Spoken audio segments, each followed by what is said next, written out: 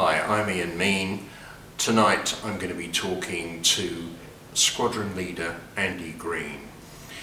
Andy is going to be piloting, he's going to drive the Bloodhound jet car, hopefully to break his own world land speed record of 763 miles per hour next year in South Africa.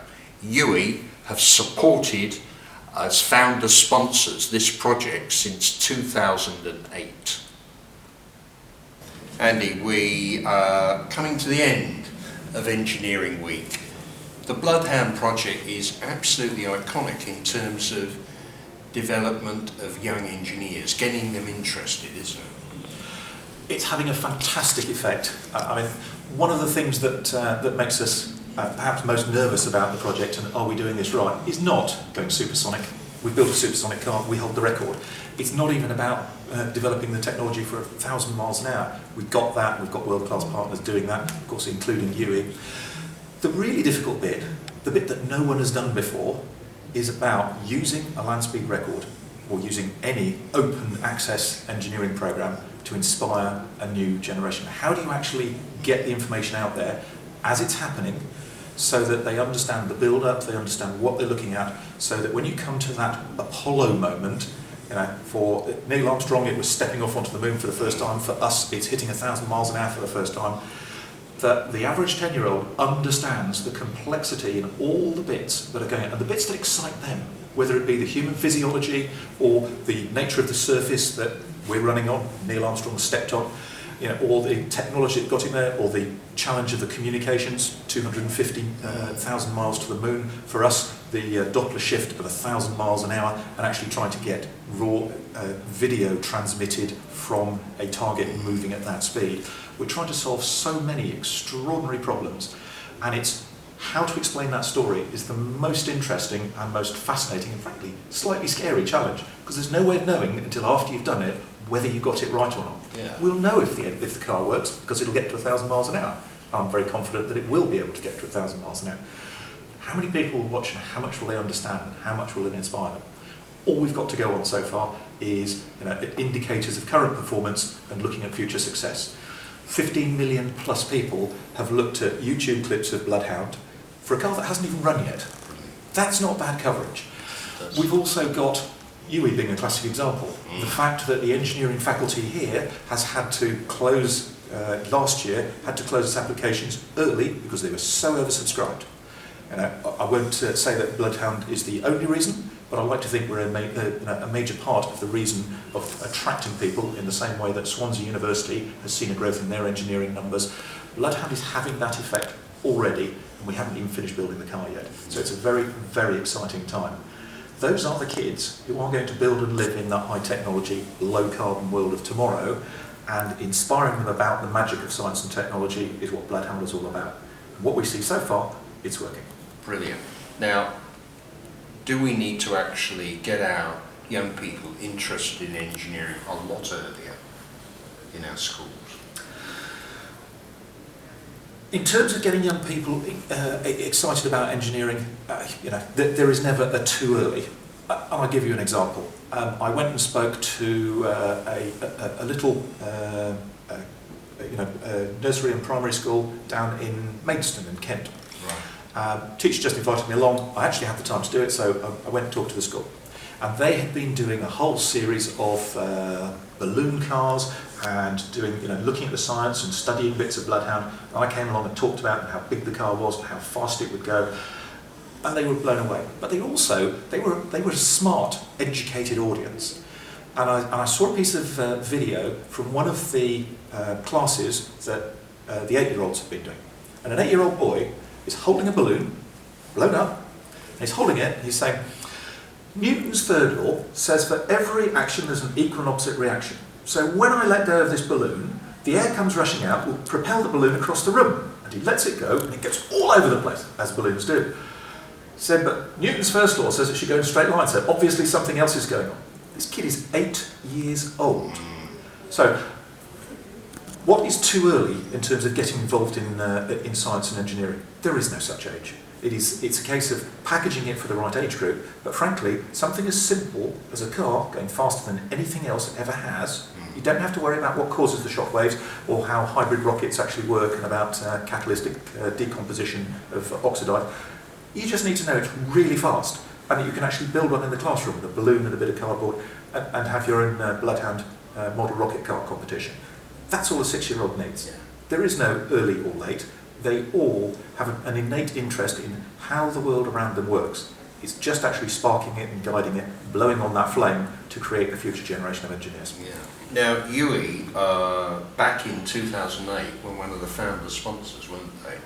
One of the first supporters. You're here tonight, huge audience, over 400 people here tonight to listen to you about the story. How important is it to have a sponsor and a founder like UE with young, keen graduates really wanting to get involved? Well, it's fantastic that we've got record-breaking audience here tonight. Yeah. Demonstrates the fact that Bloodhound inspires kids of all ages. Yeah. 6 to 96 is our target, but we'll take people outside that. And we're seeing that whole age range represented here tonight, which is brilliant. And it is a reflection of UE's status as one of our founder partners. When we started this, it was technically high risk.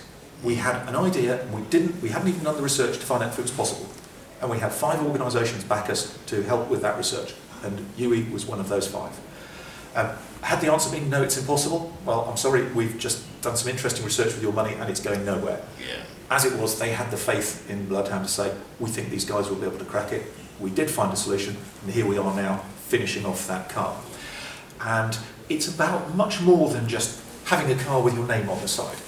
It is about, and as part of the Great Britain campaign, I've had the opportunity to travel all around the world, talking to other people. I was talking to a school in East London earlier this week, technical college, and the chemistry teacher there, Indian extraction, and he said, Indians, we educate phenomenal numbers of people, and it's all rote learning.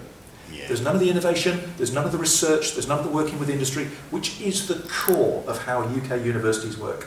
It's an invaluable export for us in terms of the expertise and the quality of education from this country, and it's something that actually drives the creativity, the innovation, the brilliance of engineering that the UK still has. Yeah. And if anybody says, no, engineering is something we used to be good at, I'm sorry, I disagree. Good. So we talked about the impact of young people in the region. We can see tonight that's absolutely huge. What about if you landed from Mars and you knew nothing about Bloodhound? What, Andy, is the current timetable as we speak for Bloodhound now? In simple terms, here we are at the start of 2016. At the back end of last year, we assembled the car for the first time, the first dry build to make sure all the parts fitted together, showcased that in public. We are now looking to complete the car, in simple terms, as quickly as we can. There is still an element of prototype engineering here with bits, including the rocket program timetable and some of the technologies that we are refining as we go along. We are doing some exotic things in this car, printing the steering wheel from titanium. Yeah. That's just not just making a 3D shape, that's making a stressed, load-bearing, safety-critical piece of the car from 3D printing in a very high-density metal. It's a phenomenal technology itself. That's one of 3,500 bespoke components. So we are hoping we will be able to get that process completed by the end of this year and have the car ready to run by the end of 2016. Getting ready to go to the desert in 2017. Those are our targets. Right. And can I ask you this? This is a very expensive project. Do you need more sponsors, more money to come, people to come forward? One of the things that we are doing right now is putting the funding packages together to complete the car and to go to the desert. And that, of course, is not just this country, it's also about getting South African companies involved. Yeah. And the South Africans have actually commented on the fact that they need to get more involved. So Richard Noble is not here tonight because he is in South Africa having exactly those discussions.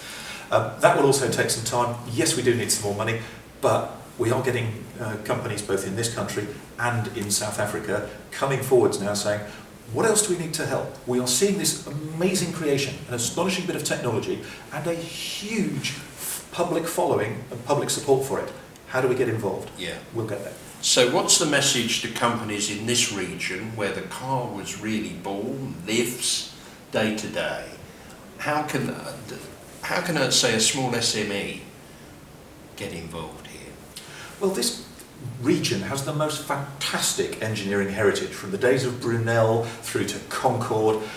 Bloodhound missile was built, from where the name Bloodhound SSC came from.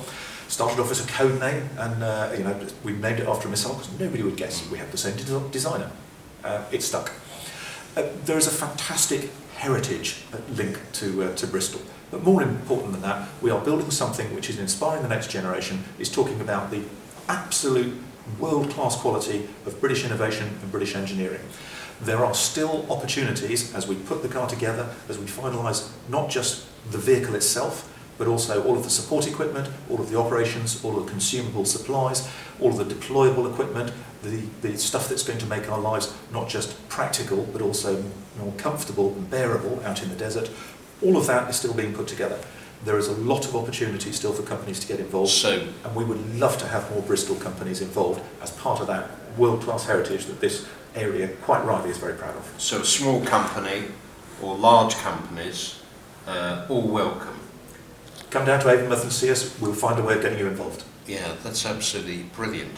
So what's the big message tonight? As I say, we've got over 400 people here. Absolutely incredible audience. What's the big message for them? A lot of these people will know, will be the Martians that you've just mentioned. A lot of people here will have just walked in and said, oh, this sounds interesting, and know very little about the project. So I'm going to touch a little on the history, a little bit on why Britain is world leading at this particular sport, and just remind people that we are actually world-class engineers in our own right, have been, still are, and will continue to be. And the fact that we also need that next generation engaged. So to remind people why we are doing this. Touch on some of the technologies we have developed and will be developing to do this, and then finally give them an update on this is where we are now, this is where we're going, and also highlight the things that we don't know, the things that we, the Bloodhound team, will be finding out. And because we're streaming live video and live data and publishing the results on the internet, everybody here in the audience will get to find out at the same time as we do, in this engineering adventure where we actually discover how to push back the boundaries of physics to 1,000 miles an hour, and how things actually behave, both the vehicle, the rocket, the aerodynamics, we've got the aerodynamic sensors on the car to try and validate one or other of the high-speed instability aerodynamic models that people use for aeroplanes. Now, there are 2 or 3 different ways of doing it. We are putting enough sensors on the car to actually do some validation of that science for the next generation of aircraft design, car design, wherever that goes.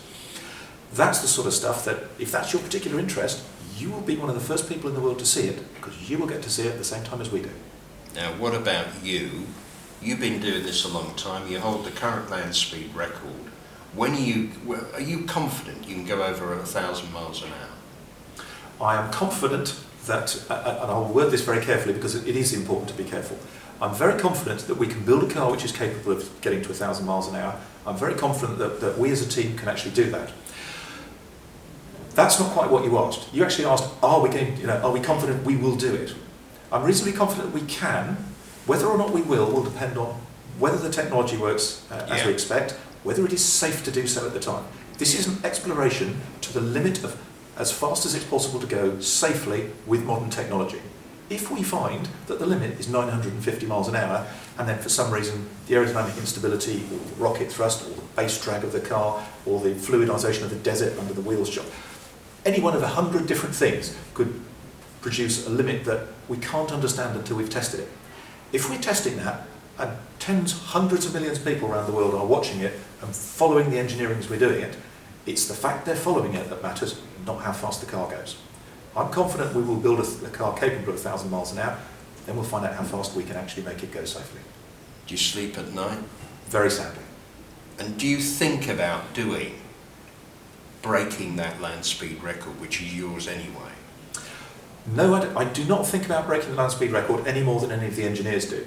Right. We think about running the car at high speed and developing it to speeds people haven't been to before. What are the challenges? What problems do we need to solve? What problems do I need to solve as whether it's the chief engineer or the systems engineer or me as the driver, whoever it is, what problems do I need to solve as part of this team to actually make this safe and actually to get the car as close to 1,000 miles an hour, or indeed over 1,000 miles an hour, safely. How are we going to do that? What's my role in that? We all think about that. If you didn't, you'd be in the wrong job. Thanks, Andy. Thank you. Brilliant.